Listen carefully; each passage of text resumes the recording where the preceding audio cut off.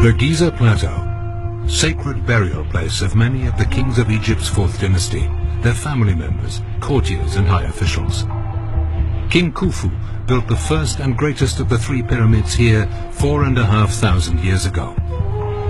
He also planned out the Great Eastern Cemetery next to his pyramid, so that his wives, siblings and descendants might be close to him for eternity.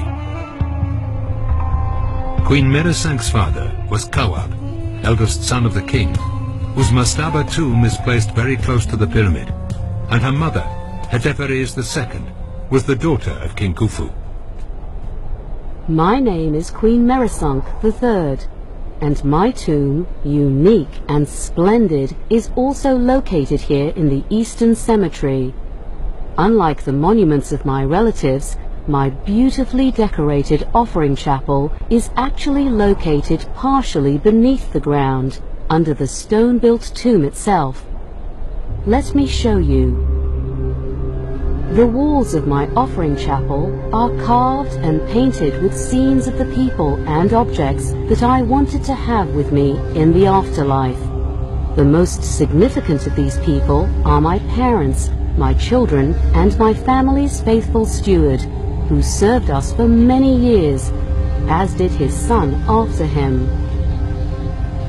Queen Mersankh's father, Kawab, the king's eldest son of his body and chief lector-priest, is the largest painted figure in the tomb, as is befitting a royal prince. He stands dressed in a priestly white sash, behind a scene of her mother, Hetepheres, and her sailing on the Nile River, and picking papyrus plants to offer to the great goddess Hathor. Before them, offering bearers carry baskets on their heads of bread, fruit and meat, while others trap birds and herd animals, which will become part of the funerary feast and tomb offerings. My mother and I appear again on the opposite wall, this time standing with my children, including my eldest son, Nebemachet. Like his grandfather Kawab, he is dressed to reflect his role as chief lector priest. Later in his life, he rose to the highest office in the land, that of vizier, chief administrator of Egypt, and prime minister to the king.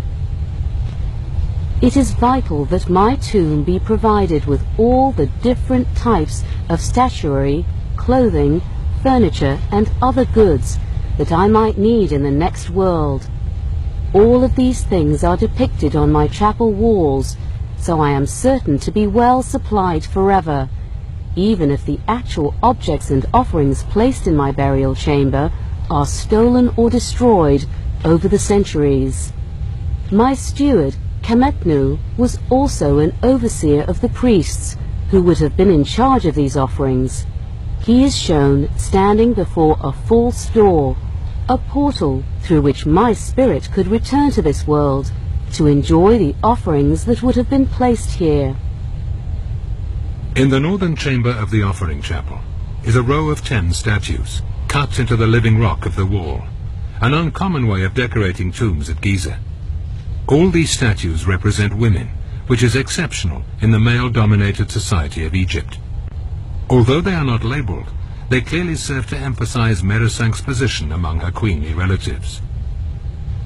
This emphasis continues in my western chamber, with 2 more pairs of female statues embracing and holding hands to indicate maternal love and affection. Because the West is the land of the dead, this chamber is the main area for my funerary cult, where select priests would come to present food and drink offerings to my spirit before yet another false door. At certain times of the day, sunlight would shine through a window in the front of my chapel and fall directly on this false door, highlighting its fundamental importance as the center of my cult. In the floor in front of it is a shaft over 5 meters deep, leading to my underground burial chamber, where my great granite sarcophagus remains. This underground room would have been filled with the sorts of luxurious and costly items that appear painted on the walls of my chapel up above. My mother gave me this black stone sarcophagus, which she originally had made for herself and inscribed with her own name and titles. She had my name carved on it so that it might hold the wooden coffin in which I was buried and protect my body through the ages. Hidden and secure though my burial chamber may be, that is sadly no guarantee that greedy tomb robbers or other unwelcome strangers will not find it and plunder its treasures in the future.